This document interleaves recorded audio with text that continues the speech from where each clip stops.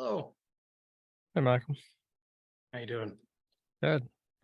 Carl was here a minute ago, but looked like he lost connection. There he is. Hey, Carl. Hey, was fighting with Zoom over which ports it was allowed to connect with, and it won. Always fun.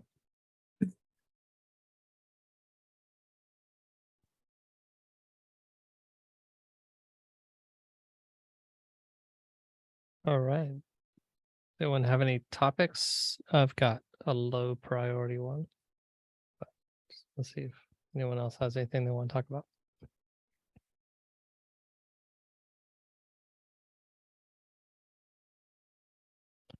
Marc-Antoine, are you saying something? Can't hear you. No, I Okay. was wondering whether I wanted to get back into stuff I went over Wednesday in another venue. I don't know if it's relevant. But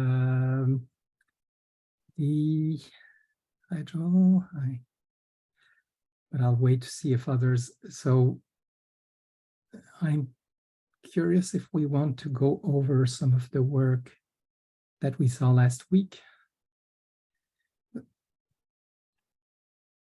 Hi, Nick.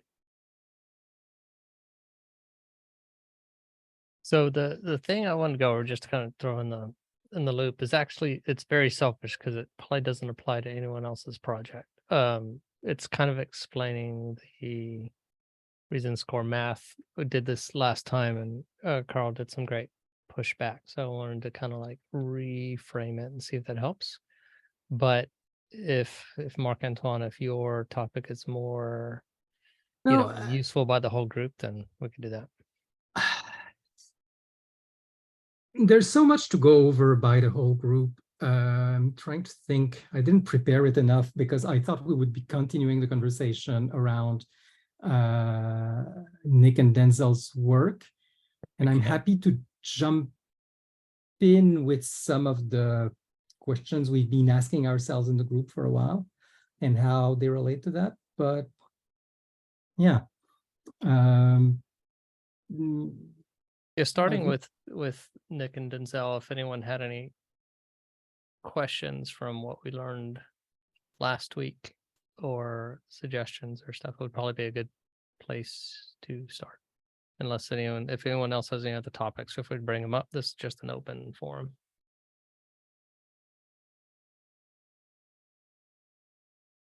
Did anyone have anything for Nick and Denzel while they're here? We all just agree with their path going forward.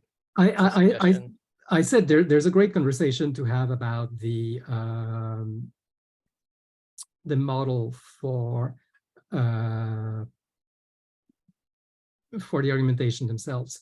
I think we learned a lot about their architecture, and it's interesting. And I know there was a release to happen soon. I don't know if it's happened, but otherwise we could get into debating. Maybe what I'm thinking, maybe we should do a roundtable of how we're each modeling the basic debate data structures to show the diversity of approaches. I think that would be a very good use of our collective time. What do you all think? Yeah. And you could start, Bentley, since you have something ready to say, and while I collect my thoughts. Yeah. Because it's appropriate. And maybe it's kind of good to phrase of like for each person kind of where you are in the kind of also the near immediate future, if you know that there's things you kind of want to do. Right now my model is relatively simple from the claim argument sort of frame. So a claim right now just has one string of text. It happens to be Markdown. So you can put links and stuff in there. It's nothing more complicated than that. And then I have pointers to other claims, and those pointers can either affect relevance or confidence. That's my terminology. I'm trying to think of the Canonical Debate Lab terminology for that. Relevance and truth. What are we using for confidence, truth? We're using relevance and truth, yeah, mostly. Okay, so yeah, relevance and truth are the 2 pointers. I currently don't have links pointing to links for a fully hypergraph, but when the math is run, it's assuming the relevance claims are kind of pointed to the link rather than the claim. And then on top of that model, I have my scoring, which, takes everything out of the graph and puts it in a single kind of view and generates a score. But that's kind of on a layer on, external from the core graph of the claims. It's kind of a subset that is exposed on top and kind of links to it. And then in the kind of near future, I'm kind of waiting to see kind of what Marc-Antoine suggests and for all the work he's doing, and then I'll probably decide if it's too complex. I do know that I guess actually my next step is going to be adding a kind of a shortened version of the main claim, so maybe even down to a single word. So when you're kind of zoomed out looking at the whole thing, you just have little reminders of what each claim is. And maybe 3 levels. I haven't quite decided it. Like 1 level with all the caveats, except in this case, except in this case. And then there's like a sentence, and then there's like, here's a single word for when you're really zoomed out. So that's kind of what I'm thinking is my next step, is just kind of way to get contextual zooming in there. Yeah, and I guess that's all I have right now. So it's really kind of simple compared to everything else everyone else is doing.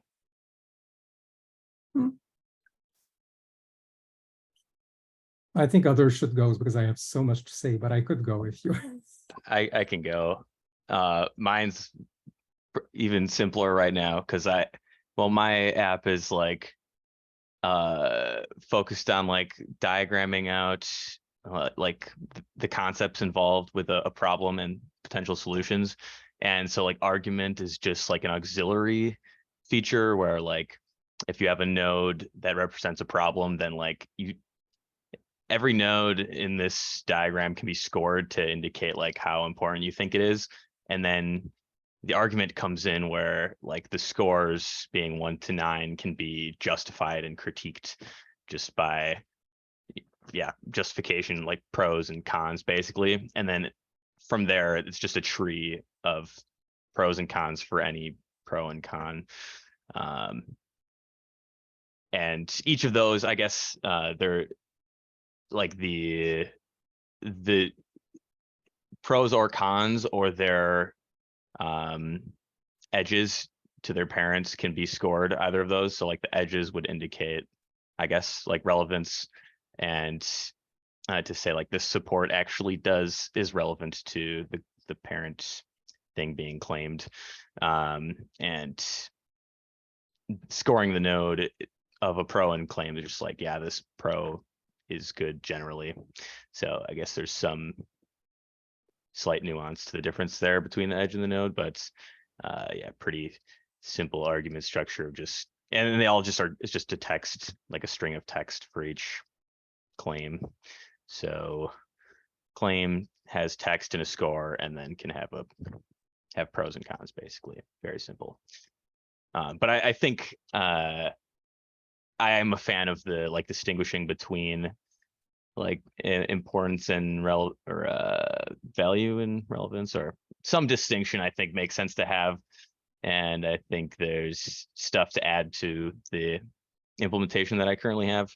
But since it's like a secondary piece of my tool, it's not super. I guess it's like intentionally simple right now. So yeah. Who wants to be popcorned? Nick, you want to go? Yeah, I'll go. Our argument structure is like very simple. We're just doing Tolman. We actually, so our like primary thing is like we have a value. The value kind of encompasses a group of claims. And then there are 4 rounds of debate that kind of occur on claims. So you can do, and the claims are structured with supporting impacts, or like supporting context in a warrant impact structure along the way, like Tolman suggests. So you have like a claim, a warrant, an impact, and then the we only support like the academic style debate. We don't really support like the open-ended discussion style. So in the academic style, either a pro or con, and if it's a pro claim more impact statement, then the con can rebut that. The pro can counter argue the rebuttal, and then the pro summarizes the original claim more impact, the counter argument, and the rebuttal at the end, assuming the initial claim more impact was pro. It's the reverse in the negation. So if you are negating the topic, then you have a claim more impact. The pro can have a rebuttal. The negation then has a counter argument, and then the negation does a summary. The only change we're making from the academic debate style is not having a speech between counter argument and summary. So the speech order, like in theory, like a academic debate sense, isn't pro negation, It's pro negation, pro, kind of allowing each side to summarize their own threads, which I thought was interesting. The other component to our system is that we've taken evidence and we've completely separated it from the actual debate. So we're going to like change our UI to use like kind of what I was describing last week, which is like ArgueFlow Vault as our evidence management system. So ArgueFlow Vault holds all the evidence instead of actually having the evidence inside of the application. And we kind of treat that as a separate system. And like one thing that I'm kind of interested in on that like evidence system topic is if there are ways to help others deploy our API onto their own infrastructure to kind of like use our evidence management system, or use a hosted version that we manage. We are obviously going to have like, I think on launch we'll have somewhere near like 185,000 pieces of evidence inside that from the open case list data. But I kind of want to see if like it could be useful to other people beyond just us. So if anybody thinks that an evidence management system is interesting for their project and something they want to integrate, I would love to like help you guys self-host that. Even if you want to take our data and self-host it, it's totally cool. Or if you want to get like a managed instance up, because I'm curious to see if the work can help others. That's about it. I totally see a use case for replacing some of my work with yours, to be honest. I'm not 100% sure because I am enjoying the tight integration of the two, of the evidence and argument structure, but decoupling also has its virtues. So I certainly would want both to live in the same vector database for one thing, but that's slightly another topic and definitely one I'd like to pursue. But let me first finish the model. I think it's good to do the model round. Carl, do you want to go before I do, or and Michael? Sure. Let me try and demo it. This is gonna work. Can you see this screen? Yep. Okay. I don't use Zoom a lot, so I don't. Okay. I'll run you through what I've been working on recently, and then it'll end up hopefully where we can discuss the model real quick, or I can just describe the model. So I added something I added recently is this making excerpts. So I kind of have changed how I've thought about gathering evidence. So this page I'll grab, so Gizmodo I think will work. So I'm going to copy a link to highlight. So I'm grabbing a link that contains a text anchor in the link. And what I've done with that recently is I have some code to infer the quote and a citation description. So it's grabbed out the quotation that the person's trying to reference. It's used what I made up for logic of creating a citation. And this is like kind of MLA-ish, but I'm excluding authors because I keep track of speakers separately.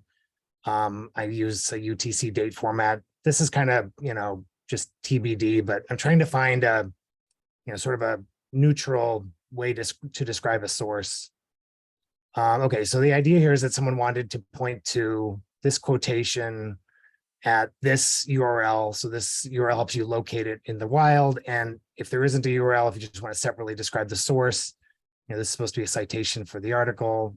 They grab the speakers, which is kind of like you have to do on a somewhat case-by-case basis. So I created this excerpt. This is the evidence. And justifications are something I already had in the system. Appearances don't exist yet. That's where I want to go next. So I'll use it in a justification. This one, maybe the like claim or proposition is pretty clear. Well, actually, no. I want to say. So I would call this New York and Los Angeles will get first access to Apple's. It's called Vision, right? To Apple's Vision. Vision Pro. Vision Pro. Okay, thanks. So like that's one way I might quote unquote paraphrase, the speech content of that, and we might tag. Well, I'm not going to tag it. I didn't try that. It might be broken right now. So I'll just create that. So the idea is that this evidence. Okay, so now to the model. So I'm doing like a left-right pro-con style. I pretty much liked Chialo, except that I didn't like how each. I don't know what they call them, but like discussion was isolated from other discussions. So with how do I try to maximize reusability? So like this proposition could be used to justify another proposition. You could use it. This evidence could be reused to justify a different proposition. And then the other thing I don't like about Chialo, although admittedly I haven't used it for a while, is that I don't think they have very strong evidence support, which is why I've been working on this. Let me see if this works. Yes. Okay. So see that this is what's cool about these text anchor links is that just clicking directly on the link in Chrome takes you to the page and highlights it. And I think there's a plugin or an extension for Firebox that lets you do the same. So there's evidence, and then there's like argument or propositions. Oh, they need to update this because this still shows some of the old ones. So let's see. So if I were to counter this, I don't know, something silly like Apple always releases to London first. And this is going to put it below. I prefer this to insert above or below. I mean, Apple is just London first, and Apple rarely changes its release behavior. I don't know. This is, it's kind of like up for grabs what a person thinks is. So these are, what are the propositions that a person considers sufficient? Ideally, necessary, but like sufficient to achieve whatever the outcome is, huh? Sufficient to doubt, I was saying, because those are cons. Yeah, and so as far as doubt goes, I would also like, so this is supposed to prove the falsehood of the proposition. I would also like to have like a neutral proposition polarity, which is more like unknown or unknown or affirmatively unknown, like we don't know, or it's definitely, well, anyway, let's not get into the details of that unless you want to, but I would also like to have like a yellow color over here that's like doubt. Like we just don't have a good reason to know that it's true, but this one is to disprove it, is the idea anyway. And then that's kind of it. And then this is part of like the reusability. So I can click down into this. It's showing me the compound that this statement was part of. It's highlighted it to show it's the one that's focused. And, you could say something else like Apple released the iPhone to San Francisco first. And this is probably not true, but it's just for the purpose of debate. So now this is something that's supposed to be supporting that that proposition. So I guess this is the truth side of things. Like, is this proposition true? As far as to relevance, I have this concept of countering. So, or like, to like the relevance conversation. So like the iPhone release was special because it was Apple's first mobile product. That doesn't sound like a good argument to me, but like I think you get the idea that there may be some reason that a person would, suggest to doubt that this particular, argument is, proves the truth of the thing it's on.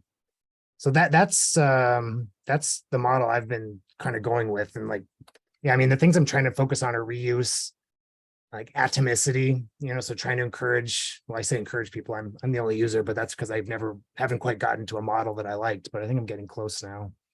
Atomicity of the propositions, like encouraging short, succinct, concise I'm not being concise right now, but like statements about truth. Anyway, so that is what I like as a model. Question, just out of curiosity, I forget if you said this, but how many layers are you showing? Like right now you have supporting justification and then one counter justification there. Do you wait? Oh, is this a different view that shows like infinite layers, or? There's not any limit to the layers. I maybe need to do a better, like, you can keep drilling down, and this context will be there from where you started.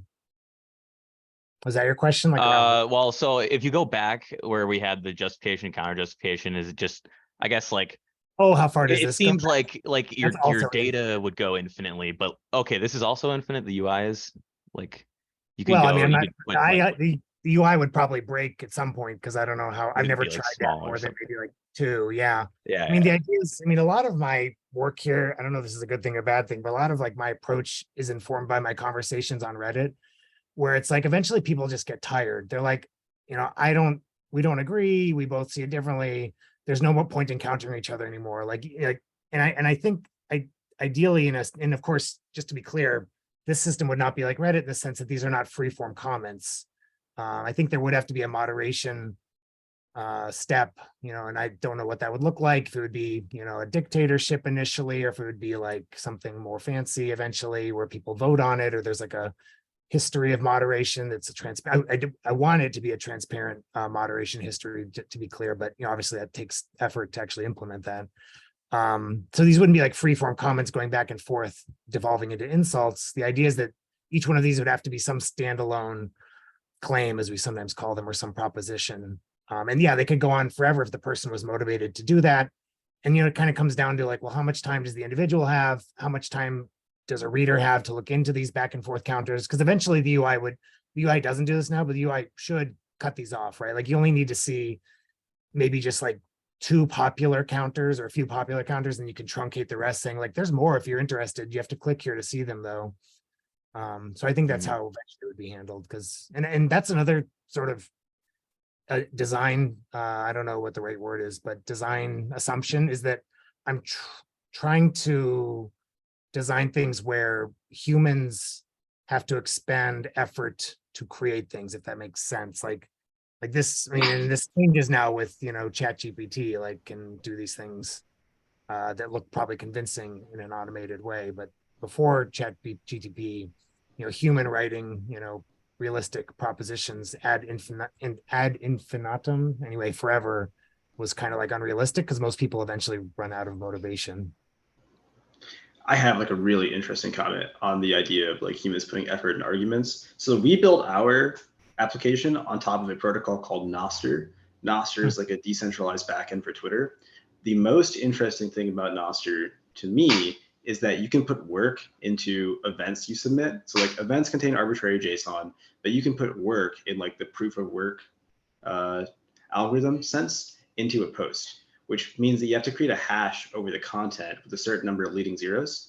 And you can set, like, do a lot of interesting things with that. Like you can rank arguments based on work. So if somebody decides to expend more work into a hash, then you rank their argument higher. If you're getting super deep into a thread and you think things are at risk of devolving lower into threads, like where people get more and more frustrated, you can say that like every reply requires an order of magnitude more work, or like some more like a lower, maybe an order of magnitude high. So you can do some alternative step function, but you can use work in the Nostr system as a proxy for requiring that people put a certain amount of effort into their post. And I really, really like that whole idea. We haven't really explored it with our application yet, but that's where we're going to go next. Wait, sorry. How does that? I don't know, Marc-Antoine, you want to go first? You put your hand up. Yeah. From what I understand, you mean work as in proof of work, crypto. That means computer work. That means money. That means it's you can have your arguments more weight if you have more money to spend on it. That sounds like an anti-pattern to me. Not quite. Say the same concern. I don't think it's quite that. It's not money, because like you don't actually have to have money. It's more like battery life on your phone. Yeah, Well, but I but mean, does it have to be computing mobile? capacity. I mean, if you have a server farm at your disposal, you can, it's more easy for you to blanket the space.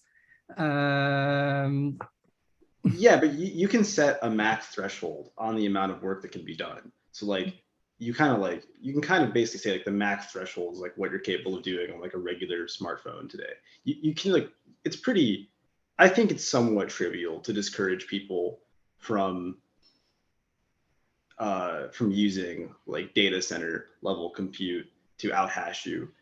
Oh yeah, okay. I don't see it, but fair enough. I mean, I see. Okay, so no more than can be done on a phone. Fair enough. But again, more pricier phone models have more compute capacity.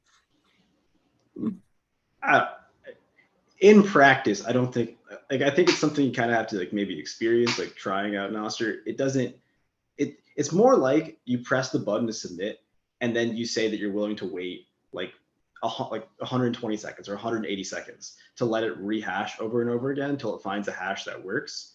And obviously if you're like on a laptop, then maybe it's going to be, then maybe, you know, it scales back to like 15 seconds. But the interesting thing is that it's affordable. So it's not, a lot of people come up with the idea of like using some kind of like cryptographic token to guard posts. So you have to like spend money to write data to some store, so that way like it costs. And that's a lot more, like you have to have money to talk. With the proof of work thing, you know, even on like my Samsung Galaxy S5 that I use at some frequency, it takes like maybe an extra 20-30% to do the same amount of work compared to like a Pixel 6. So if you had multiple computers or VMs, how does that mitigate that? There's just like a max threshold, like the same way it would work for like a block proposer. You can't, after a certain point in time, you can't do more work. So like if you had several VMs and you were trying to do that, that'd be fine. Like if you were willing to put in that much effort to like spam, I guess like that's okay. But it's part of the point, right? Like if you're willing to put in so much effort that you're gonna have multiple VMs to like get your point across, then my perspective, that's the whole point, right? The idea here is that people should have to put in work to talk at a certain point. And if somebody like decides that their way of putting in effort is going to be setting up a data center, like 10 VMs, that still accomplishes the goal of like requiring that they put in effort. I think you're underestimating the budget of disinformation think tanks. Well, I mean, look at Elon Musk. He spent $44 billion in order to have his tweets appear in my notifications. Like that's all I get anymore, notifications from Elon Musk. I'm not a very common Twitter user, but when I go on to see, oh, what our notifications are there? It's people I follow. What have they subscribed to? Trying to encourage me to subscribe and pay money. And what has Elon Musk said recently? And he paid a lot of money to do that. I think that there's a lot of discussion about that. So Yeah. maybe we should go back to the I agree. data model. Let's move on. Sorry. I think it's an interesting We're idea. easily So I don't want to sound critical as in like, I don't think it should be tried. I just, yeah, it's worth considering some of the considerations around it. But it should be taken into account in the design, at least how people might game it or how it might be inequitable. Like people in Western countries can comment at 3 times the speed of people in, you know, like, I don't know, places where high-end phones are less common, something like that. I'm going to drop it off here, but I just want to say like Nostr actually like has a lot of improvement proposals and things that deal with some of these questions. I won't go into like explanations for that, but if you type in like Nostr GitHub and look at the repository with what they call them NIPs, Nostr improvement proposals, a lot of these things are being actively discussed by that protocol and may be of interest if you have these concerns. Fair. Okay, I agree. This is not the venue. Who was left? Michael, do you want to go in? I could go, yeah. So I'd actually first want to say I'd love to see these models on like a canvas or outliner so I could like look at them all and compare them. That would be super awesome. But yeah, for me, I'm working with discourse graphs. So that's an extension to Roam Research, which runs on Datomic. And the model is loosely based on Toulmin's model as well. So, but it's mostly working in academia. So it comes preset with just questions, claims, evidence, and sources. And then the relations are claims can inform, support, or oppose questions. Evidence can support or oppose claims. And the sources are actually included with the evidence itself. One of the members is calling theirs results graph, because you can actually customize the nodes and relationships. So questions, claims, and evidence are more for like the social sciences, but the natural sciences can use hypothesis, conclusion, experiment, and results to kind of feed into that. So that's generally the model we're working with. We actually just had a mini discourse graph symposium yesterday. It was like a 5-hour Zoom call, and there was a ton. Yeah, there was a ton of related topics to CDL, like scoring, multiple ways to phrase a claim, protocol based on open standards with API development, individual attribution, and specifically, Bentley, you mentioned contextual zooming. We spent a lot of time on that, talking about canvases and how to zoom in and out and change the claim based on zoom level or who you are or what context you have. There's a ton of stuff. And actually there was a guy, Jacob Cole from IdeaFlow there, and he's actually got a pretty neat graph canvas explorer that's custom built. So it doesn't have like whiteboard capabilities, but in terms of just graph exploration, it's actually pretty cool. So yeah, Michael, can I give you hell for not telling us about this symposium? It came up last minute. It really did, and I wasn't sure. I wasn't sure who was allowed to come in or not, so I just kind of left it. Fair enough. Yeah, but that's something I've been following Jacob Cole's work. There's amazing stuff happening there. Yeah, I sent him an email to get onboarded into it to take a look, because there's some pretty cool stuff. And more report about this would be absolutely welcome. Maybe could you have something more structured next week? That sounds like a great collective topic. Absolutely. Okay, good. Okay, let me get into it. It's a bit hard because I'm kind of very meta about a lot of things, but I do want to go into some of the model discussions we've had. And let me give a bit of history first.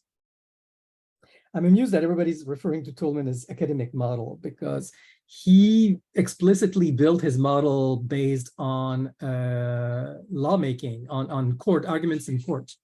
It wasn't at all based on academic. The other academic model I know of, but I don't know if it's so much based on academic, but it's an academic model, and that was developed in the academia, is the Willard argumentation schemes. And argumentation schemes are used in Dundee, and that's one of the main academic study of argumentations being done. And I still think it's hugely valuable. I've spent a lot of time on a much simpler model, which is IBIS. IBIS is basically question, proposal, and to each proposal, you can attach pro and cons arguments. You can have arguments to arguments, pro and con. In some versions, you can have an argument that is pro an argument and con another one. So, or pro a proposal and con another one. So that means it's not a pure tree. Evidence can be attached to arguments. The beauty of IBIS is that you can add a new question at any layer. So that way it's not purely antagonistic. You can say, are we sure about this? Or does this question even make sense? For me, that's extremely important to be able to refocus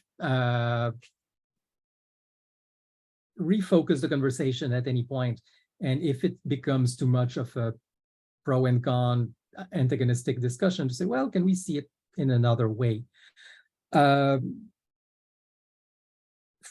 I don't think there is ever going to be one model at some level. And that's why I'm saying I'm so interested in the meta model. The argumentation schemes are very high level meta models, but what it's about is about saying, this is what's happening here. This person has said this person is countered with that, and that's kind of the surface argumentation level. But beneath the surface, this was this kind of argument. This was, for example, ad hominem, expert, blah, blah, blah. But there's these tropes, these argument structure that are mostly heuristics.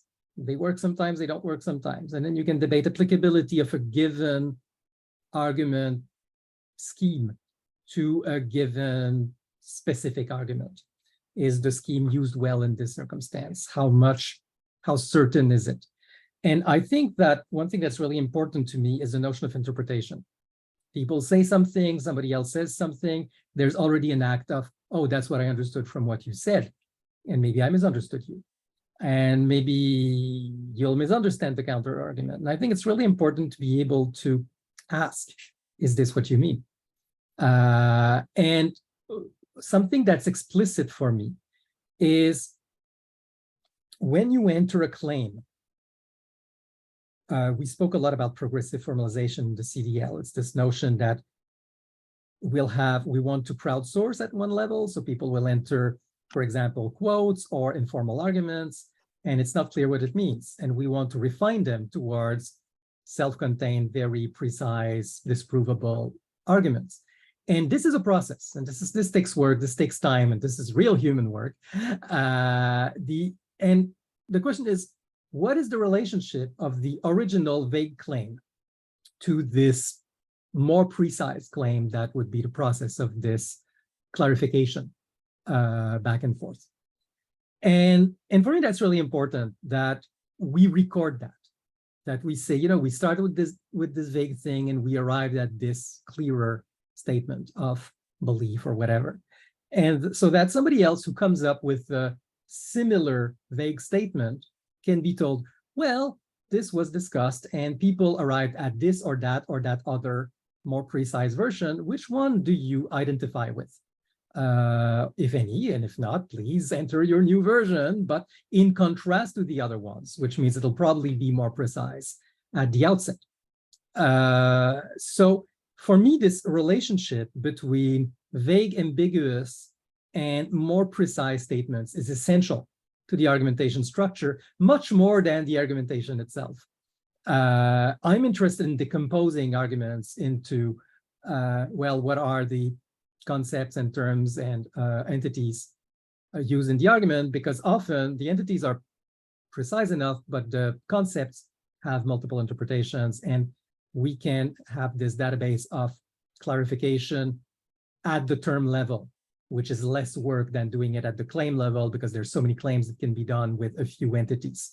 But if we do the clarification at the term level, we can build up and have reusable clarifications very, very often and very easily. So that's, on the one hand, what I'm focusing on. But on the other hand, it's about saying the content of a claim, including argumentative claims, that is saying that this claims prove this claims, or this claim disproves this claim, or makes this more or less believable or less relevant, yada, yada. Those are also claims.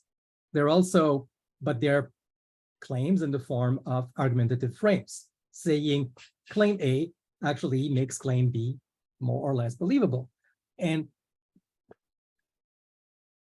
that's obviously a recursive structure in the sense that, in a way, it's a link between claim A and claim B, but at another level, it's a claim in and of itself. So for me, everything, I come from topic mapping, everything's a topic. Everything that can be discussed, and anything that can be talked about, can become an object of discourse, is a topic.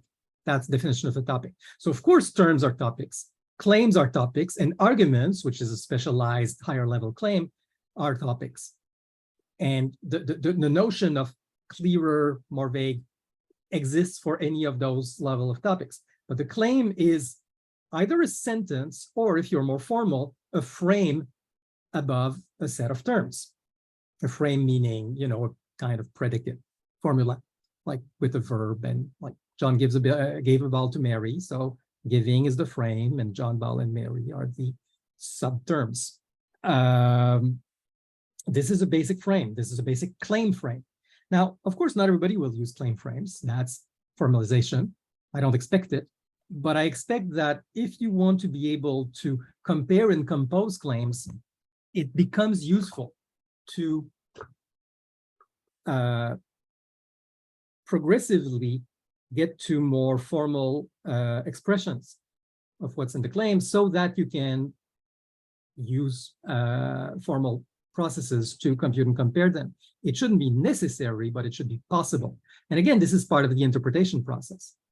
You have a sentence and you're saying, oh, I think you mean this, make it more formal. Is that what you meant? Yes, good. So we can do whatever we can do formally at that level. So progressive formalization, which allows composition. So that's one layer. And as I said, everything can be refined and everything is built of lower level units. Arguments are made of claims, claims are made of terms. And the arguments, well, it can be a simple A causes B. It can be a causality argument. It can be valuation. And that's slightly different. And I'm still, this is something I'm hand waving a bit. A lot of that is clear in my mind, needs to be put on paper. But valuation is saying, you know, we should do A to get B. This is a common argument, especially at the project level where Joel is working. When you say we should do A to get B, could A have harmful side effects? That's one kind of argument. Is B even a good thing? That's another kind of argument. Will A really cause B? That's another kind of argument, of counter argument. So all of these are possible. So you need to be able to inject counter arguments at any level. But for me, we should do A to cause B. Well, that's a frame. And it's a frame about purpose. It's a frame about value. We're saying B is a good thing, hence A is a good thing. And that's the valuation part. So I have valuation, and it can be multifactorial valuation. When you're doing project and decision support system, there's more than one value. You know, for example, quick, good, and fast. Cheap, quick, cheap, good, and fast. Pick two. Those are three values. And it makes perfect sense in a given context to say, well, these are the different values we attach to different proposals. So valuation is in itself, there's a claim that this means or this aim has a certain valuation. And that's a claim too. You're saying, I think that this is good. Why? Well, maybe because I expect it to go one step beyond to something else, which is more obviously good to me. And the whole question of what is good, what is understood to be good for whom, what is the causal relationship? I think that A could cause B. Okay, then what's the evidence for that? So there's a level which is the causality map of this action may yield this result, or this situation may cascade into this other situation. That's the causal layer. Then there's another layer, which is the evidence. Why do we think that this would happen? And the evidence may be based on past causality. A succeeded B, but that's more history, it's more fact. And we think that not only did B succeed A, but it was caused by A, which is another, again, why do we believe that? And getting people, and that's the epistemic layer. So there's the causal layer, which is what we expect to happen or what did happen. And there's the epistemic layer. Why do we think that those are actual causal links? And I would distinguish those because the way you argue about these different layers is different. There's another layer, of course, which is composition. This is when we say, let's do this, I actually mean this step, this step, this step. That's composition. I expect this situation to happen, and this situation has this facet, this characteristic, this characteristic. That's the composition. And there's another layer, which is decomposing the claim into terms, and there's all the layers of abstraction. This situation is a kind of that situation. And that's important because you say, oh, I think A causes B because A, well, oh, actually, A is a kind of A prime, and A prime usually causes B, and that was shown in this paper. Well, is A really an A prime?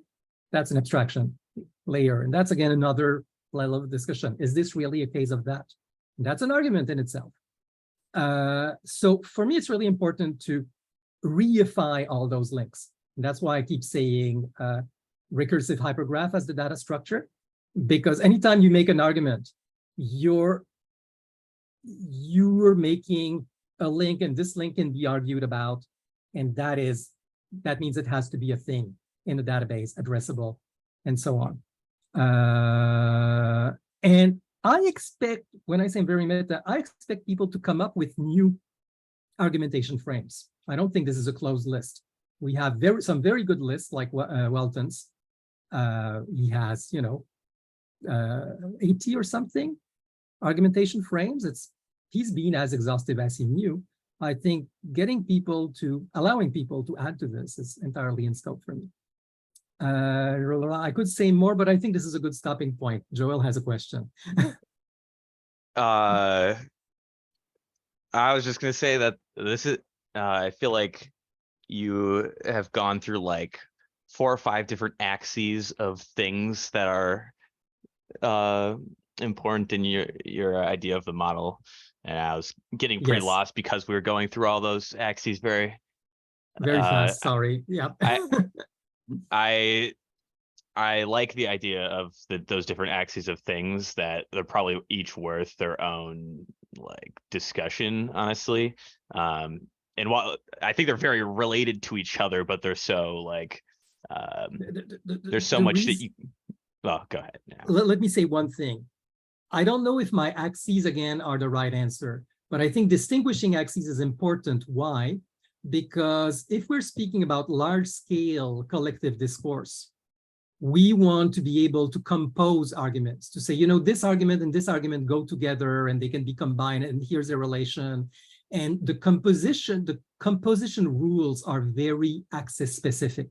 There's a way to combine causality graphs that's been studied.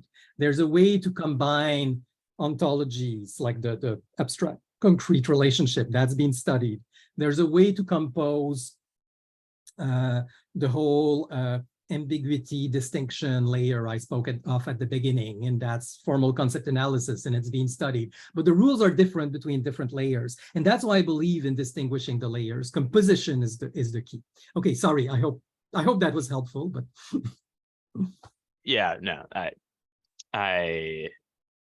don't think I have too much to add. I guess just that I agree that looking at it in terms of those different layers seems very helpful.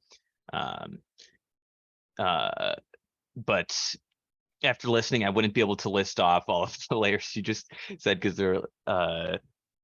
I rattled them off. I think they're good. Yeah. But the kind of the layers themselves are kind of the top layer of the edifice, right? The bottom layer, or not even the bottom layers, I'm working off event sourcing principles, but the layer after that is the recursive hypergraph, and saying arguments are frames. And this is and that means when you say it's a frame, for example, you can have multiple premises, you can have multiple kinds of entailment. Is it logical entailment? Is it causal entailment? But those are just different frames. But the principle that you have a frame with different roles played in the frame. So if it's a claim, John gave a ball to Mary. It's not triples, it's a frame because there's more than 2 actors, if you count the ball. But at the argumentation level, what you're having is a frame between claims. And there's many such argumentative frames that can exist. And I don't want to limit myself to one kind of argumentative frame. But the principle of composable frames is what I'm after.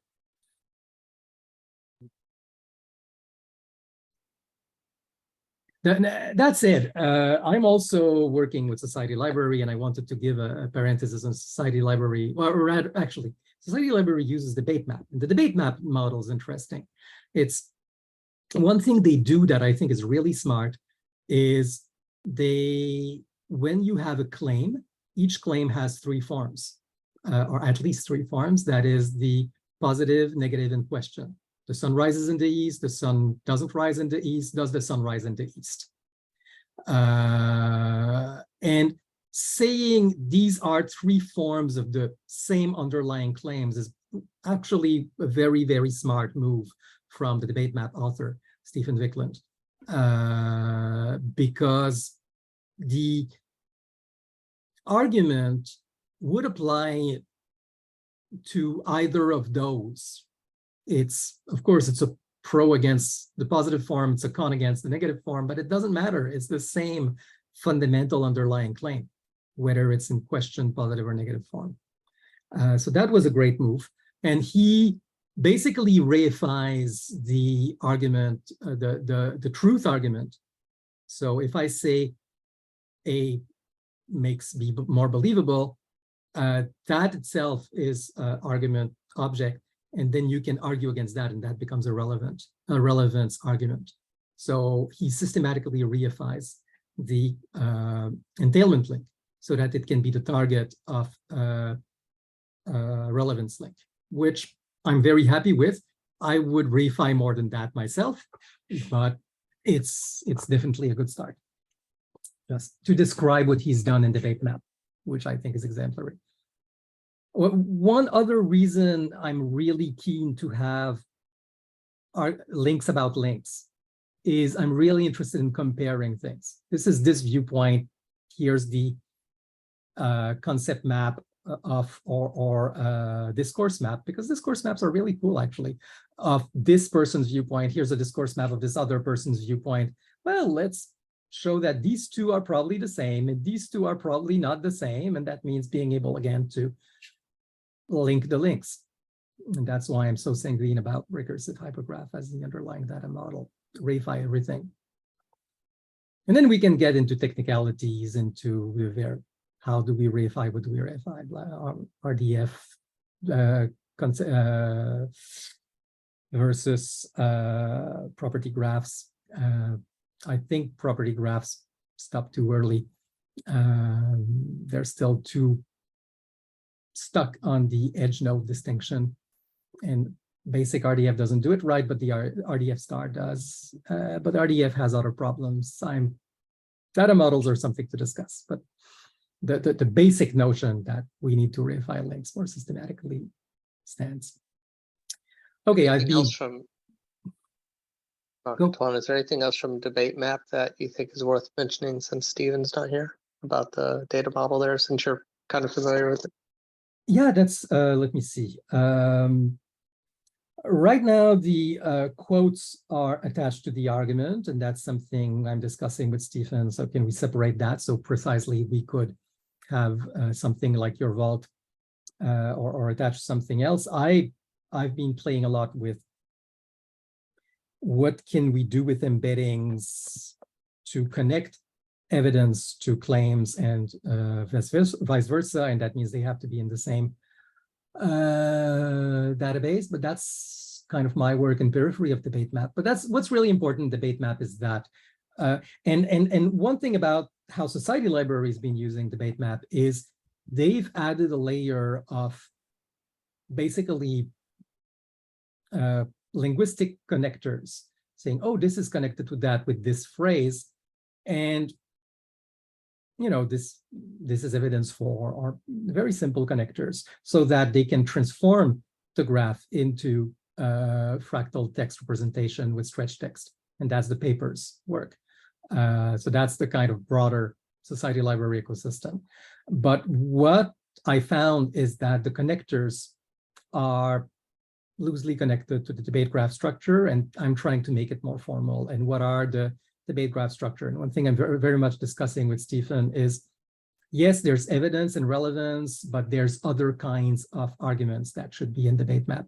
Like, for example, if you say that this question or argument is not meaningful because the terms are not well defined, or meaningless because the terms are not well defined, well, that's another type of argument than a relevance argument. And this ties into the term discussion. This is the kind of stuff, extensions we're talking about. And right now, Stephen has been very, we're having fun together, let's put it this way. But the current debate map thing is, yeah, the key point is arguments as reified links. And he has multi-premise arguments. You can have multiple premises to an argument. He has a notion of an argument in steps for example, a mathematical proof. So that's the compositionality axis. What else is there to know about debate map? I think those are the main things you'd want to know about its data model. I didn't know it had steps in it. Are those like reflected in different, like as separate claims underneath, like one parent or something? Yeah. It allows you to say this claim is actually made of those subclaims that are in ordered sequence. That is it the sounds timeline? like proposition compounds that I've been working on or had for a long time. they're intended to be looked at in an ordered way. Yep. Yep.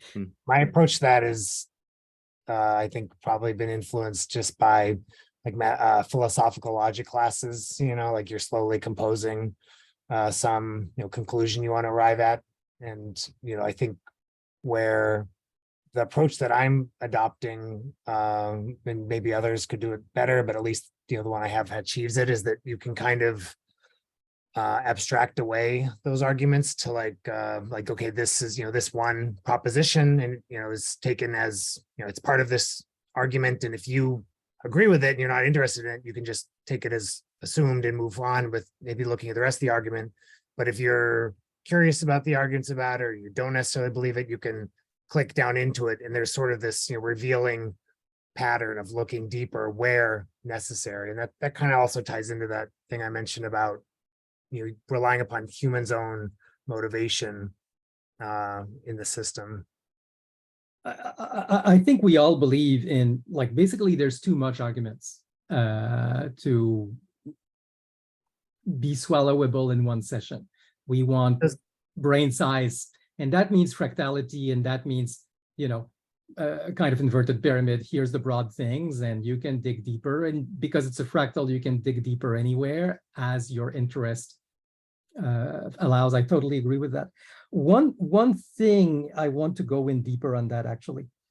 In debate map, one thing I forgot, each claim can have multiple, I said it has 3 forms, positive, negative, question. It can also have any of those forms at multiple levels of language, like simplified, technical, kind of web layer, intermediate web layer.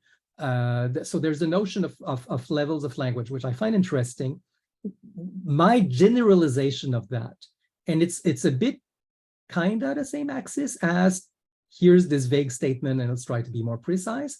It's any thought has multiple expressions, and they're all valid, or they're all equally invalid, and they're all multiple attempts to triangulate at common understanding. But that means, is there a canonical linguistic representation? No, there's one that you'll connect with better because it suits your experience and expertise. But there can be many valid expressions of an idea, and some will be broken up in parts, and some will be more synthetic. But the notion that the concept and the expressions of a concept are distinct objects in a many-to-many relationship, because of course the expression is also ambiguous and can correspond to many concepts. So the notion is that expressions and concepts are in a many-to-many relationship. That's my model. That's not in debate map, but that's part of my model I forgot to talk about. Does debate map have a way of, I guess, managing either disagreement on interpretations, or the levels where people disagree on what the negation is? Or no, so far debate map doesn't get into ambiguity so much, and it's assumed that the community will converge towards clarity on their own. Requires moderation. Through discussion, and again, the society library solution has been anything in debate map has to be curated. And it's a valid answer for a certain definition of the problem. I believe in crowdsourcing, but I also believe in curation strongly. I think you need both. But the society library answer, wearing a society library hat, is if you want to propose a map to people, it has to be curated by people who know how to resolve ambiguities and resolve. It's a solution. I would like to teach people to do it and to model the discussion about ambiguity as part of the tool so that people can converge. But and by the way, I caveat to all I'm saying, this is all mostly in my head. I don't have a product. I've been thinking about the pros and cons of how to build a product for way too long, but I don't want to pretend I have something, except a lot of ideas. Well, I feel like the Idea Loom had a lot of related. A lot of what I'm saying was an Idea Loom, and yes, I do have that to show, which could be a separate, I don't want to do a demo now, but Idealoom was basically it's web forum on one side, and then you can pick out extracts from the web forum, put them in a many-to-many relationship to ideas in an idea tree. The idea tree could be structured IBIS-like or other ways if you wanted,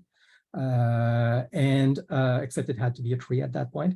And you could see, oh, here's the part of the conversation that's about this part of the idea tree, which was really cool. But it would allow people to crowdsource the process of extracting salient ideas from a web forum conversation. And it could grab the web conversation from an IMAP server or from an RSS feed or from various things, not unfortunately from a lot of the chat, because it is depending on the threaded structure of email lists. It doesn't perform as well if there's no threading as in most, or very simple one-level threading as in most chat platforms.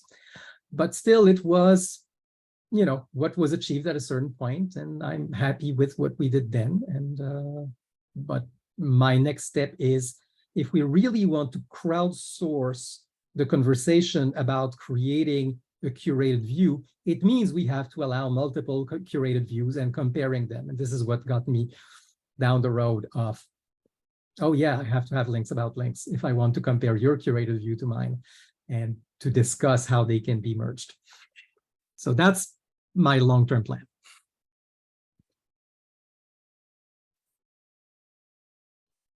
Comments, questions beyond those that were asked?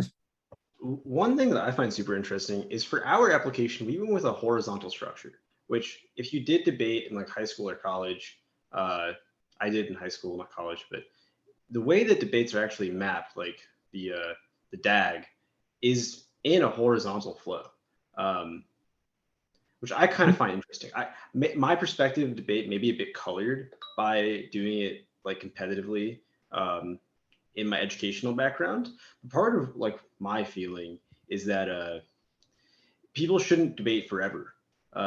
Was one of my things. Like debates should be contained, and the way that we designed our MVP was that you would have a debate.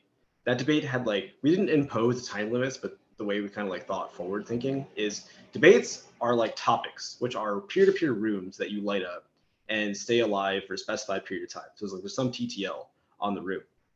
Once that TTL expires, the room gets archived, so nobody can actively append messages to it. And again, we went with Nostr, so like a lot of my terminology and stuff is there's a lot of interesting things because we went with Nostr. But overall, we thought we put a TTL on a given topic. That topic dies, gets archived.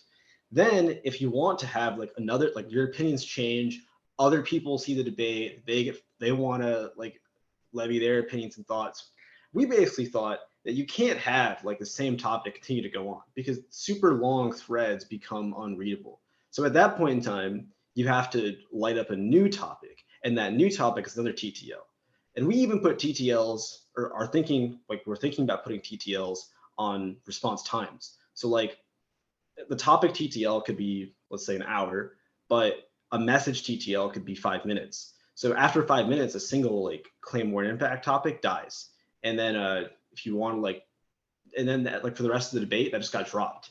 And when you do the summary, you're just highlighting the fact like this never got replied to. And that can be rectified in another topic, but like within the single topic, that's how that one went. And I'm kind of curious about how people, if there's been previous conversation around TTLs. Okay, just first my hat and then the CDL hat. For me, I'm very aware of this use case. I see its value, it's important, but it's almost diametrically opposed to what I'm trying to build. I'm interested in, my interest is deliberative democracy. So that means social scale. So that means millions of participants. When you speak millions of participants, you won't have one person talking and the others listening. So this breaks linearity right out the outset.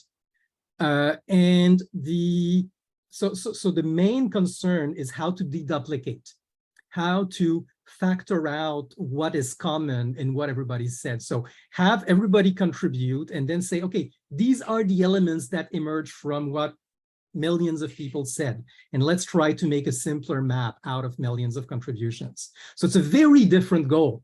And the other use case I saw was knowledge bases, like, and that's more the corporate world.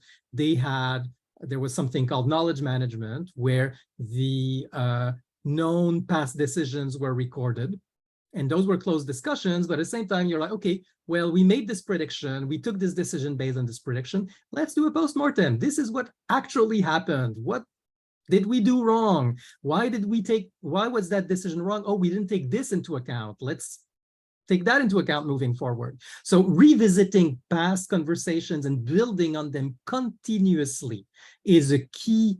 It's about not making the mistakes of the past. And that means remaining aware of the arguments we used to use and thinking, okay, what can we learn from our misuse of arguments in past conversations? It's about continuous learning as an organization or as a society. So the use case is it changes totally the perspective. I don't see people talking in turn. For me, that's totally another use case and goal than what I'm trying to build. I'm thinking social scale. And that means deduplication, identifying common elements is the center of the game. Now, So, CDL, by the way, go ahead, CDL had 2 seconds. CDL is trying to build a database of all known arguments and counter arguments, which is visitable as a whole. And of course, we'll have to keep it updated. But again, if you make an argument, it's like, okay, what's been said for and against this anytime in the past? So this is about, again, having a unified view of all past arguments. So not it's been in this past conversation or this past conversation, but globally, what are the pros and cons? And that's the CDL viewpoint, which is related to mine, but it's more specialized in that it's about creating, again, deduplication so that we have the canonical form of any existing argument. Okay, sorry. No, that's perfect. And so I agree that when a debate gets overly large, it becomes impossible to read.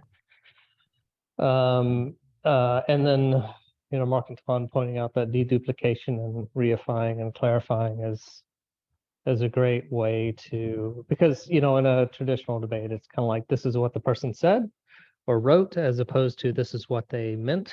This is a collection of what everyone meant in the most effective form. But I think even with that, it gets too big. So Society Libraries debate on closing the nuclear power plant had 9,000 claims in it.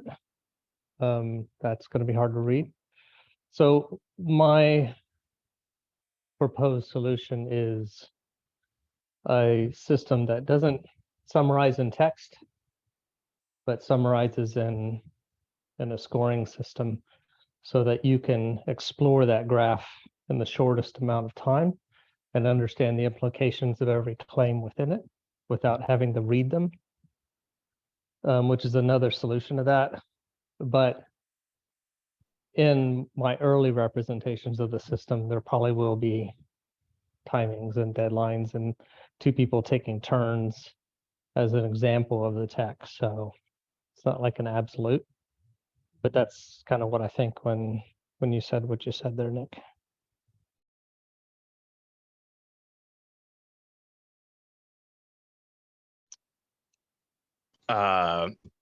I guess I'll just stick in because I had my hand up.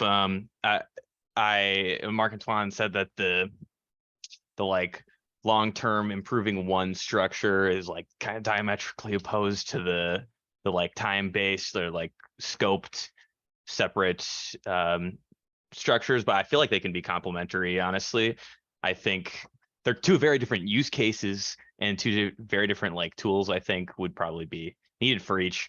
But like I could see a world where like you generally stick to like synchronous 1 hour debate sessions or something, and then you like maybe there's curators or something that like extract out and try to build up a consistent thing from those kinds of scope debates. Kind of sounds pretty awesome to me. That's all I say. I feel like really, I kind of want to share, like, I guess the analytical portion of what I was kind of saying. So like the way we envision our system is you have a bunch of hour-long debates.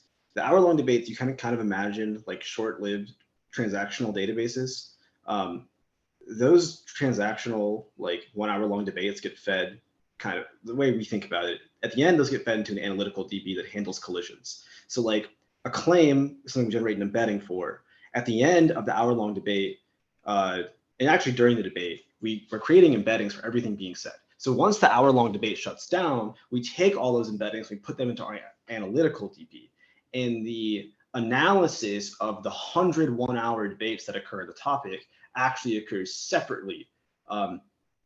My take is that the user experience, like I kind of have like two goals. One goal is I want the most people to be incentivized to talk in our system, like in the system we built. So I want a lot of people to be really engaged by the user experience of like sharing and debating their ideas. And I think that having short-lived, not huge sessions is somewhat important for that.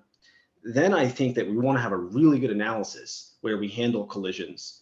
Part of what Vault does like extremely well, we've been fixing bugs this entire past week with it, is our collision management system. We have like a whole subsystem of Vault that handles embedding collisions and even like displays them in terms of information. Because like if people say the same thing different ways, we want to capture that and allow you to browse that. And we have like a whole system for it. But I see that like browsing-based use case as something that should exist separately, because fewer people are going to be interested in doing like the literature review of the 100 short-lived topics, is the way that I kind of look at it. And those people are going to be served by a different solution than the user experience for actually allowing people to write data.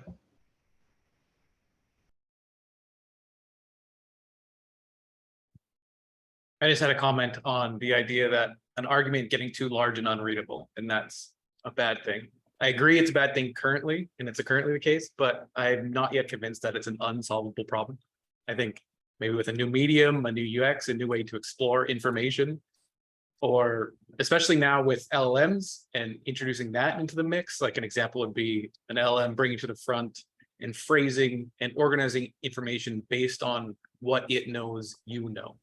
And I think it's a brand new, unexplored way of traversing this problem.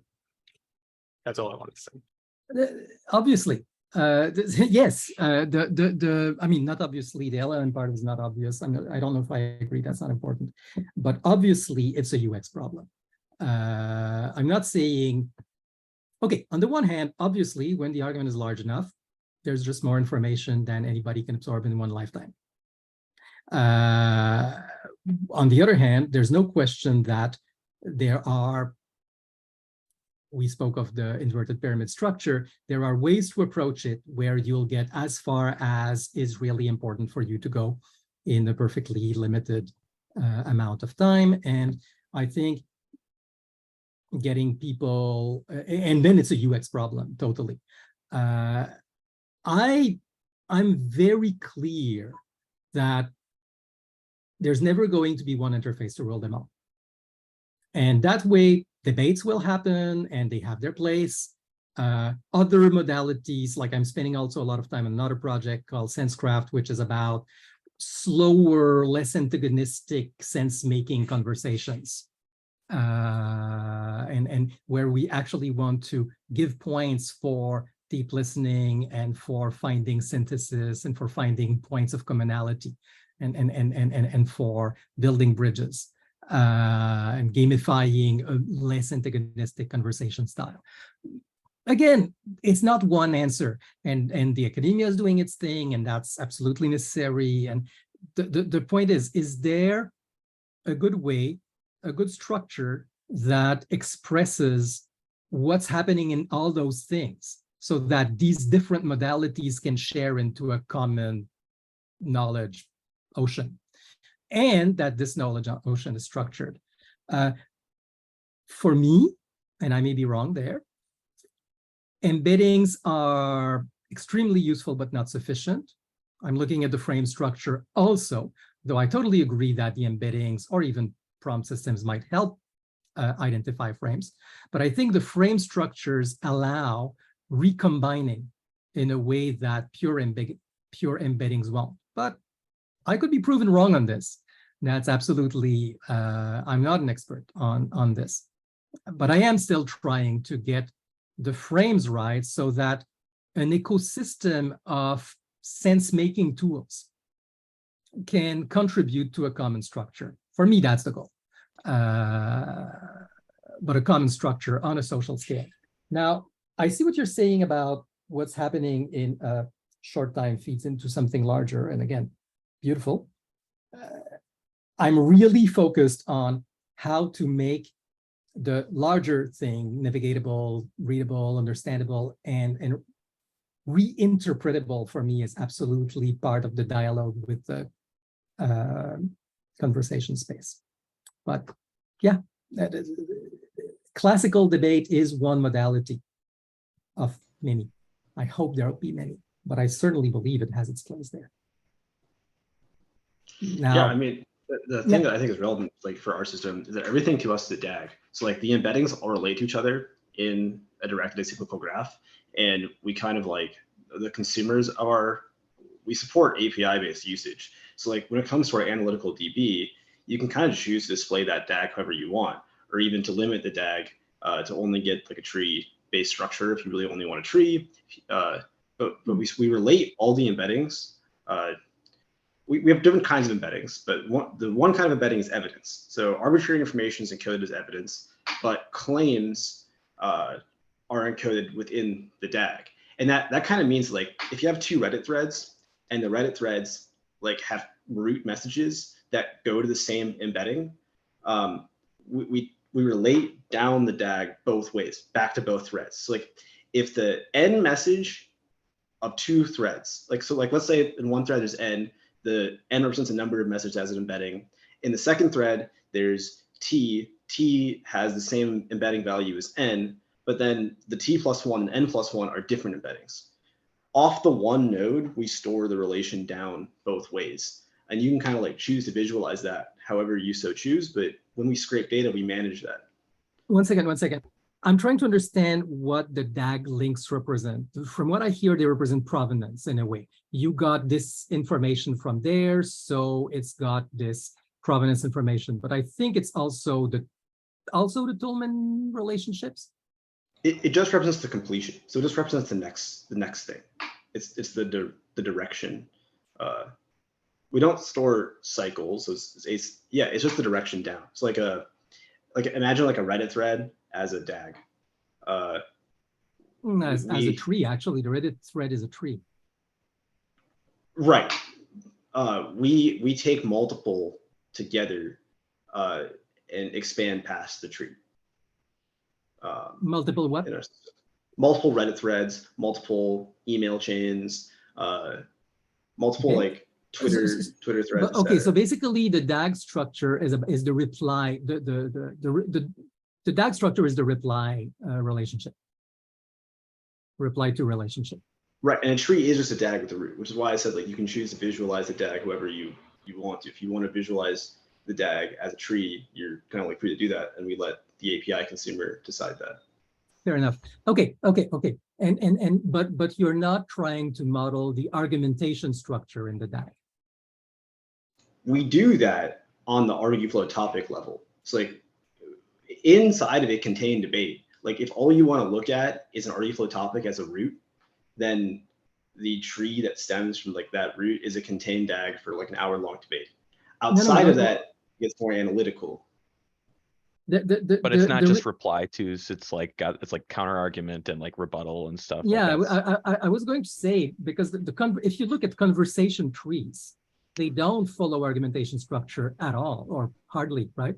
A single post will contain 5 arguments, and then one of the replies will reply to one of them, and the second down the line will reply not to the second post, but to another point of the first post.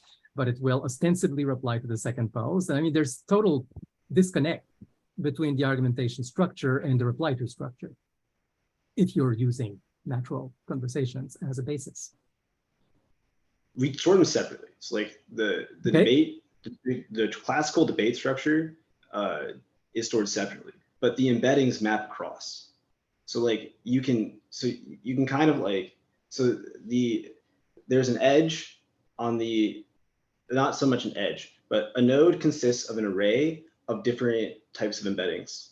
So like you could have like across like the span of information we're ingesting, every embedding collides, and we only store the root embedding once, and then the collisions kind of like stack on top or like stack horizontally regardless, but that's how we handle the collisions. And the different collisions can relate different ways. So like you may have observed in a conversational thread that somebody wrote a comment that is not in this classical debate structure, and that could relate to a claim, like a Tolman claim or an impact that occurred in a debate. And you can easily like traverse that horizontal direction to explore more of the conversation outside of the classical debate context. Okay, I'm lost here. I'm not sure what you mean by collide. Like my experience of embeddings, I mean, you can do, of course, a proximity and say this is close to that, but does it give you a collision? And sorry, I'm speaking over Carl and Denzel. Maybe I should let them, but I have tons of questions. We call that a collision. So if it's similar Close to enough. like a certain end, we call that a collision. Okay, so from a, and are you decomposing a post into subclaims, or is the embedding done at the post level? The embedding is done at the post level, not the substring level. Okay. Yes. But that, and how do you determine that this is a reply to that at the Tolman level as opposed to the reply to level, post level? We can only track if it's a reply in the Tolman sense within our debate model. So if you're having a conversation outside of our like classical debate user experience, we can no longer track whether or not this is a Tolman style reply or regular conversational reply, and we just treat everything as like an arbitrary reply. Inside of the Tolman debate experience, we track two types of edges, a warrant-based reply or an impact-based reply. Okay, thank you. Now it's much clearer to me. Thank you. I was talking over a lot of people, Carl and Denzel, sorry.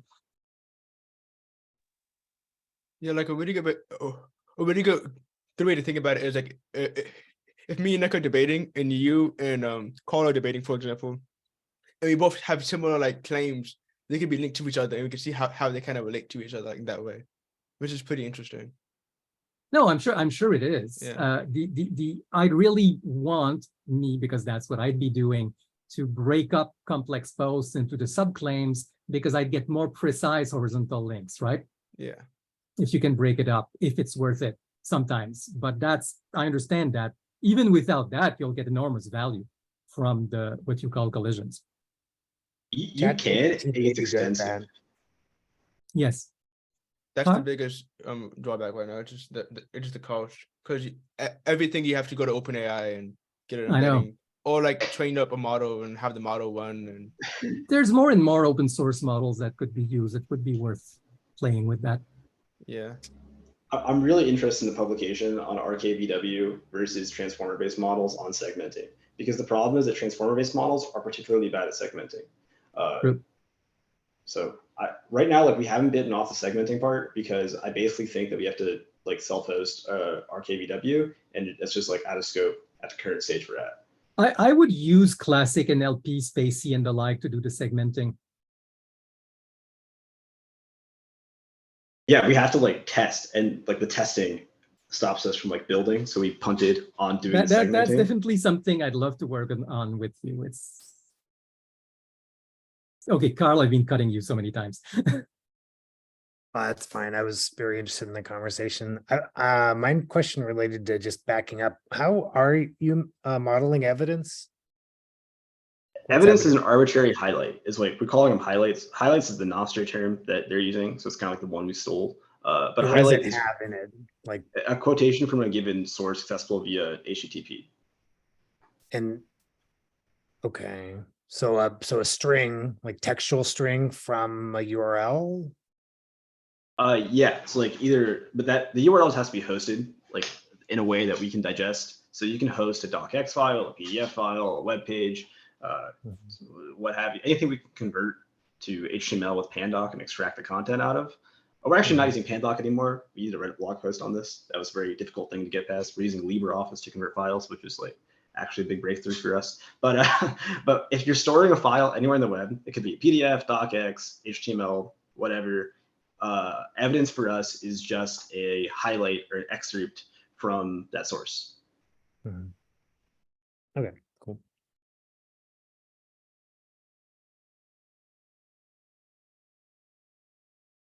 One thing we've been trying to do is to get prompts to say, oh, here's a quote, can you extract the claim?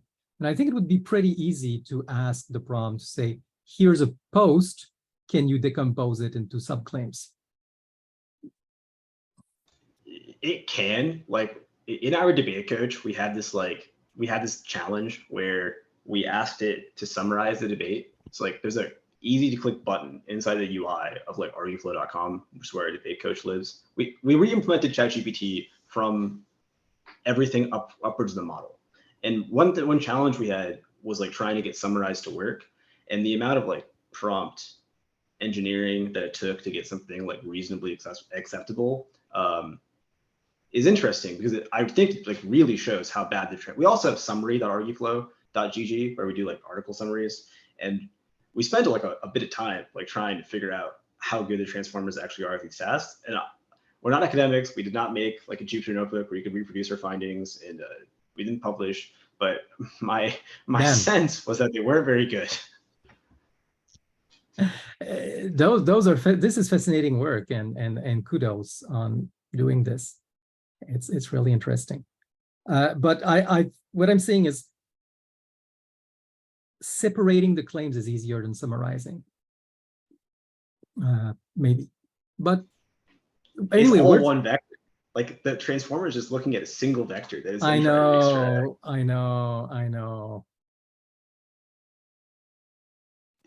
That's why I'm saying like RKVW is like, you need some RNN. Like you can't like most of the NLP stuff is transformer based now, and you really need an RNN to like have anything decently good at this task. What I'd be tempted to do as an experiment is here's the first sentence, here's the first two sentences, here's the first three sentences, and get the embedding at each early segment and see where the embedding really takes off, and say, okay, this is where the embedding takes off, so that's a segment. That could be interesting, but very, very expensive. Oh yeah, you don't do that if you don't have open source. Even with that, it's a lot of load. Like at like, I don't know, if you assume that we're gonna have like a bunch of users, which maybe we do, maybe we don't, but we're kind of modeling our potential user count based off a site called debateb.com. Does like a similar thing. And if we assume a similar number of users, then like we can't. Yeah, we're gonna end up with 204 no content, spin off a worker to do this like task every time somebody tries to upload the card, which is where like the evidence, which is where we kind of got stuck. But anyway, go ahead. Sorry. One thing that could be interesting is having like a model level, like a model level of like where it segments itself, where like as it is creating a vector, it summarizes. I mean, it sums up the total like vector, and it figures out where it is and when it changes. But that could be a little bit less costly, but it's still going to be a bit slower. Interesting. Yeah. Interesting. I'm sure something can be done, but anyway, if I were working on this, I would not even touch the LLMs, in the sense that I would even get people to segment by hand, which I think is perfectly fine. Because when we do it, like, I don't know, when I reply to an email, right, I do the old style thing of replying between the paragraphs Like to this question, here's this thing. To this question, here's this thing. To this question, here's this thing, because it makes a more legible answer. And I think it's perfectly reasonable to, and again, it's about the affordances you give people.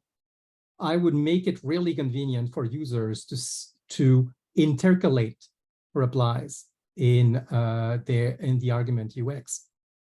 And then you get natural by the users segmentation. That is an interesting proposal to like let users respond to like a highlight of the claim. That is quite interesting. Something to think about for sure.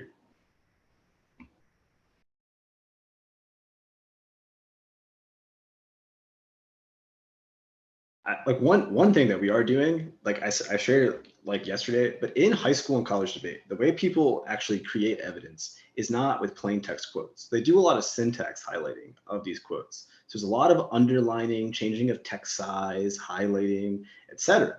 And one of the things that we're doing in Vault, which is the evidence management store, is we store all of those embeddings. Like the embeddings are calculated based on the raw text content, but the actual display of them is done via a what you see is what you get HTML editor called TinyMCE. So when people go to create their cards, they're able to create like the evidence cards with all the syntax highlighting. They can highlight, change text sizes, underline, bold, italicize, etc. And whenever we scrape all the cards from open case list briefs, we are pulling them out with all of the formatting except the highlights. We couldn't get highlights to work, but by switching from Pandoc to LibreOffice, we get, most people are doing, like from what we observed, most people are doing text size changes and underlines. So I think it's okay. We can always go back and like backfill the highlights once we have an approach for that, but it's a very, very hard problem. The short of it is by switching from Pandoc to LibreOffice, we're preserving all of the context-aware formatting of these evidence pieces, which is, in my opinion, huge, because it makes given like arbitrary highlights from these briefs exponentially more valuable, because you can get the meaning from a large chunk of text by skipping over the unimportant parts. And I'm really interested in a model that does that, like CXDBA, which is recursive. CXDBA? Yeah, it's built by a guy named Alan Roush. I shared the link last meeting. Sorry, it's a model of what? Of highlights? Yeah, so instead of here, I got the link to it. I'll actually by the way, is that offline? Offline? What do you mean? Yeah, it's offline. Like the model is self-hostable. I don't know. No. What I mean? No. Okay, there's two models of highlight. There's kind of markup in the text, and there's offline highlighting, where you say, okay, from character 1 to 5 is bold, from character 7 to 12 is italics.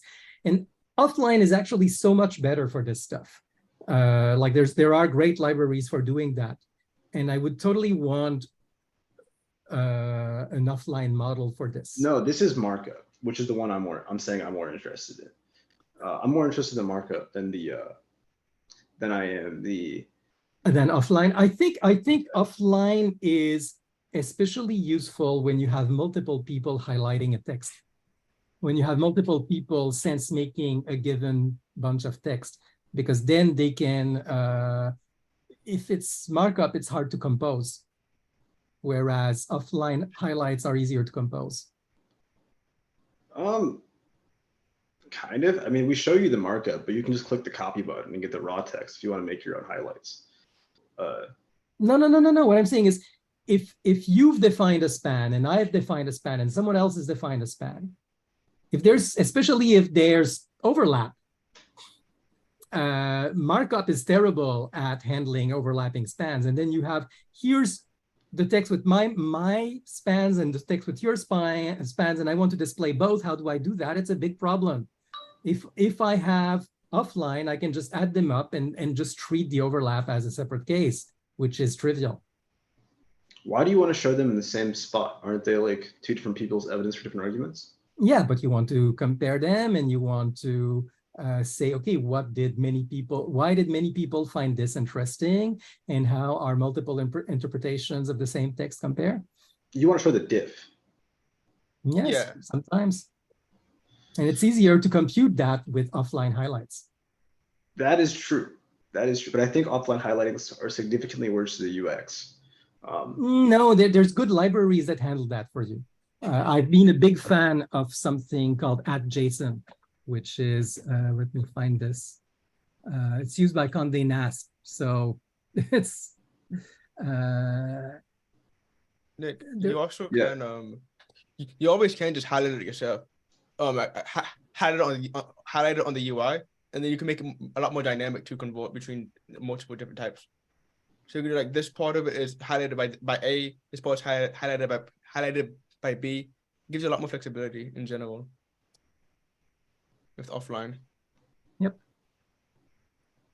Oh, you guys are Because, kind of like, talking about like the way that it works for like Amazon Kindle, where you can like see frequently highlighted text by readers. That's what you guys are referring. Yeah, I think that's a different problem than what I'm trying to. I think it's related. That is interesting. I didn't connect those two things at all. That's interesting. Okay. Yeah, Okay. we've been at it for an hour and 40 minutes, and I think a lot of people are hopping off. It's not a bad time to hop off, but I want to continue that conversation. I certainly do like the idea of maybe offloading a lot of what I'm doing to your system. I'm not attached to my code that way. I am attached to certain things that I do a certain way. Keep me posted with with API publications, especially. It's certainly a scenario I'm considering. But what I'd really like is to be able to add more argumentation frame types to your system. Yeah, we don't have any. We don't support for any of them. Like the system we have is like alive at github.com/arguflow/AI editor. Yes, I know. I've been looking at it. Oh, cool. Yeah, you can see like we are actively like hacking away this thing. We don't have any like models supported currently. All we're supporting is evidence. So it is like we read the issues like pull requests, and it's like open source in the truest sense of the word. Where like if you want to make issues for things that you think are hype or are cool, then we're down to like change our roadmap based on like what's showing user up. interest. Yeah, it's like that. It's open source. I will dig deeper. I'm working on my own modeling right now. And I'm right now, actually, I'm working on an event sourcing layer because I'm really religious about using event sourcing for that stuff. But that's almost another story. Yeah, it's interesting. There's so much depth to this. I feel like we're going with that. But I do want to keep that that conversation open because I think we have a lot of goals in common, and there's stuff that you guys know better than I do, and there's stuff I've studied in depth, and I think the conversation's useful. The argument modeling, especially, we're pretty clueless on. The like what we're envisioning is like not what. Like, yeah. That's the part I know best. Yes. Yeah. and definitely. Yeah. We are digging deep into the embeddings, though. I think like building. Yeah. I see that. Yeah. I've done my own embedding work, but obviously you've gone further than I have. No question. It's pretty interesting. Like we're pretty excited. A lot of people are doing like the vector database layer of the problem, but we're doing like one layer higher in the space. I think we're not many people have taken the stab at this yet. So I'm pretty eager to see if we can make it so that our work is helpful to others and not just ourselves, to kind of like accelerate work in the space. Yeah. Excellent. No. And I see the value of what you guys are doing, and I'd love to dig deeper into this upper layer you're working on. Because I'll admit I've done some basic stuff, but you guys have done more, which is cool. Yeah, but you see like the bug fix issues that were alive this week. There are so many things that are like we're still kind of trying to get worked out actively with the system. It's you're developing. I mean, development is about fixing silly bugs more than the grand ideas most of the time. Unfortunately, that's the reality. It means it's a real system. Yeah, it's cool. It's a real system. Like it should be scalable. I definitely want to spend time digging deeper into what you guys are doing because there's clearly value there. I hope so. it's unproven still, but Denzel and I are full time on this software from July 18th all the way through like October. How many people are on this besides you two? One non-developer, not one non-technical person. Yeah. He's going to be coordinating our like capital fundraising effort from venture capital. Okay. And then we have one intern named Denz. And we also have a designer who's going to. Oh yeah, and we have a designer. There's 4 of us. Cool. That's and important. we're all full time from July through October, like trying to get as far as we can. So like hopefully we can like execute our fundraise and work on this problem for longer, because I am pretty excited about it. And I think that a lot of other companies have raised money that have not actually built anything as deep as even like our initial attempts here. I believe you easily. Yeah. Money's been flowing a bit haphazardly, as it usually does in venture capital. Yeah, I don't think like people were kind of saying that was because interest rates were low and stuff like that, but it doesn't really seem to be the case. It seems like money is flowing as silly as of a way as it was prior, it's flowing very sillily now, and it was also flowing very sillily when there was more stupid money when during the crypto bubble. Oh yeah, definitely. Oh yeah, Denzel and I are both crypto devs as well. Yeah, at some point. Yeah. I have. So. I think all crypto should die. I'll be controversial here. Yeah, I think it's been a blight on humanity, personally. Yeah, I think I can't speak for Denzel, but I 100% feel differently. But like I think that it's fine. It's fine. It's a conversation to have. RUFlow is like a high order problem, and like part of why we're more interested in working on RUFlow than working on like blockchain systems right now is because I think that if we can actually put together a good layer, like our mission statement for the company is to make a better way for business teams to debate and argue. Right. And I think that if we can actually shift the way businesses think about engagement from polls and surveys to debates, that would be a much larger benefit for humanity than anything Denzel and I could build in the blockchain space, which is why we're working on this. I'll be very honest. The crypto aspect of your thing is one of the things that might keep me away from it. Well, the crypto aspect, I mean, I just believe in decentralization. Is like there's no crypto aspect on the MVP. It's just federated. So like, I believe in decentralization too. I don't believe in the crypto way of I don't believe in blockchains as a way to decentralize. We don't have blockchains involved at all with. No, but you have proof of work. The proof of work really bothers me. But that's we actually don't have that enabled yet. It's not enabled. It's something that we could add, but we haven't done. Oh, good. I don't know. Good. Why does that bother? It's completely separated from. I'm actually like a little bit curious if you could evolve maybe like. Sure.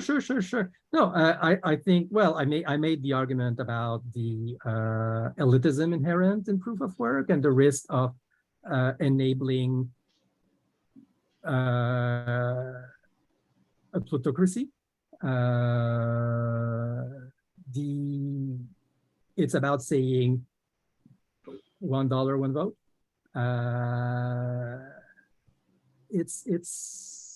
I think it's a problem. Also, there's the environmental cost of proof of work that most people seem to not think about, but it's there. I definitely don't think proof of work is $1, 1 vote. I think that you may misunderstand the system to some extent. No, I think it hides the $1, 1 vote behind a lot of complexity, but it does. There's no voting. Is like my gripe with what you're saying. There's no voting. But it's not voting. It's interventions. But you can manipulate the number of interventions to look like voting because you can flood the conversation with nonsense. Like the fire hose of bullshit is a very efficient way to manipulate public discourse. And if you have more capacity to fire hose with more money, it's definitely a vulnerability. Maybe, but I think that like in terms of ways to prevent people from fire hosing nonsense with large language models, proof of work is the most compelling thing that I have seen. I don't like the idea of curation. I don't think curation. Oh yeah, that's something I wanted to say. On curation, because that's important.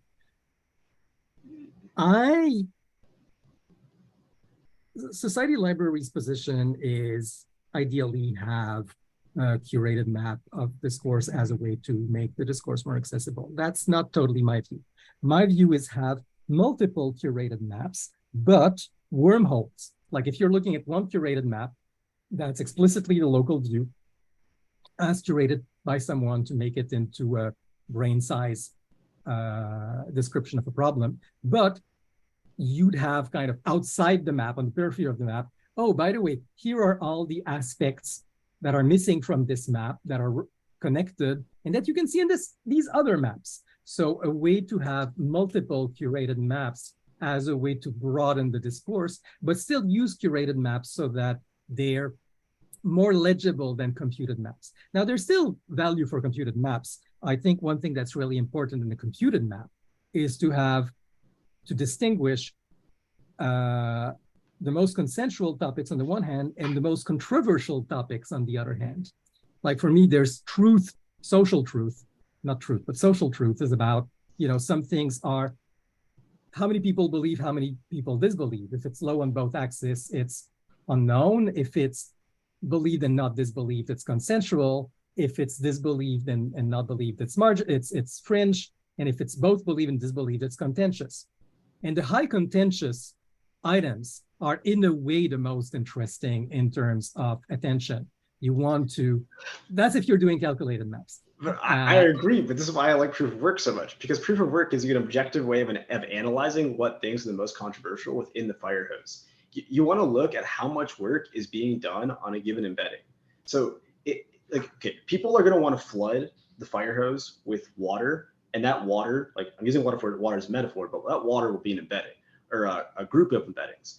And it's in terms of figuring out what people are trying to do disinformation on, you can objectively, no subjective analysis, no voting, this is no voting, which is the thing I care the most about. You can objectively say that people are trying to spam the fire hose on this embedding because they're putting more work into this embedding or cluster of embeddings than they are any other cluster. You can do that without proof of work. I mean, if you have, I don't know if you'd call that voting, and I'm curious about your argument why you want no voting. Certainly, voting is only one signal, and I don't think going straight from voting to decision, that's a mistake, yes. But that doesn't mean, for me, voting is useful as long as you have, of course, signed voting, and that's the whole identity question is a whole question. That's what I'm saying. You're saying signed voting. Voting is not objective. Voting is subjective because of the nature of the way the signatures work. This is why I think proof of stake is absolute garbage. You never know, you can have these signatures, but signatures will de-anonymize people, which means people might be scared to vote. Two, signatures are non-objective. You could have the private key that's supporting a signature gets stolen. Three, there's no people can spam with the signatures. None of that discourages spam. People can just no. 1 second. Okay. I see what you're saying. When you say proof of stake, you're speaking about crypto signatures, which are obviously worthless. That's what you mean. I agree with you. But a crypto signature is the SecP 256 signature, or whatever signature scheme you want to use. A signature is a signature. You can call it there's no difference. No. What I'm saying is, self-sovereign identity is totally vulnerable to, of course, sock puppets. There, I agree with you, and hence worthless. And bullying. And bullying, because if you figure out who's behind a given key, you can bully them to do what you want. Proof of work. Yeah, I agree totally. Coupled. So that's why I'm saying proof of work is so superior, because it's objective. You can't bully anyone that's doing work. No, but it's vulnerable to plutocracy. It's vulnerable to somebody flooding with the data center. But you can detect if somebody is flooding objectively. How? You can detect if somebody is flooding because you see how much work they're putting in. But you said you'd use the amount of work as a signal. Yeah. So How do you know that it's flood. one? How do you distinguish one person with a data center from a million person if it's a really popular issue? The cumulative work. You're saying like, okay, you can look at the cumulative work, but you can also look at the work per message. So like, it's really a combination of work per message and cumulative work. Because if you're seeing that a lot of people are not able to get their messages to rank because they can't do enough work to make them rank, then you can be like, that's your signal. This is very controversial. Certain people, just because someone's putting work into a message, all that's doing is letting it rank in the algorithm. I think that is way more objective of a way of letting someone rank than it is to let someone rank like the Twitter algorithm or the Facebook algorithm or non-objective algorithms. And that's I'm with you on that. I'm with you on that. There's a lot, and it's true that I'll be very honest. I've been a bit punting on that problem because I'm kind of hoping people do a real,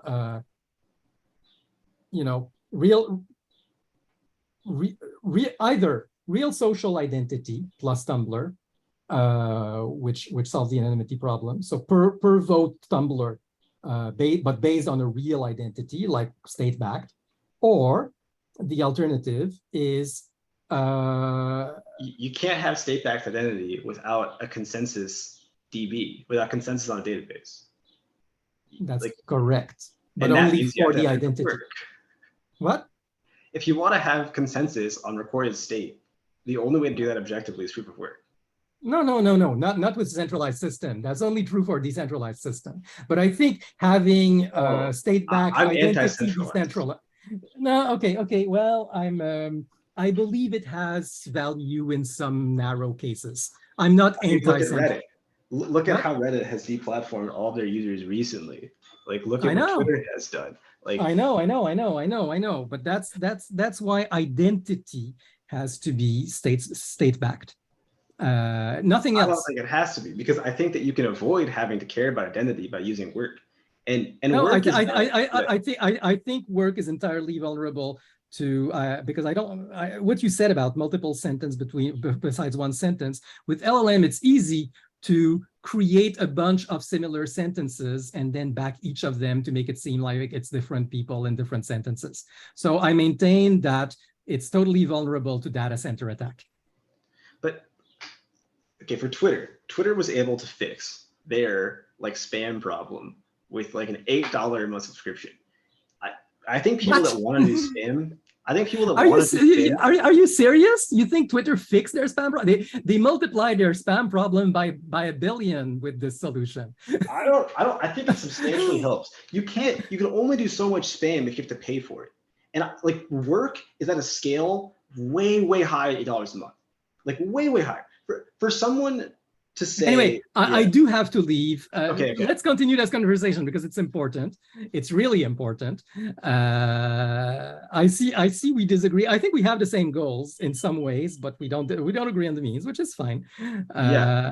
And by the way, again, I'm representing only myself here.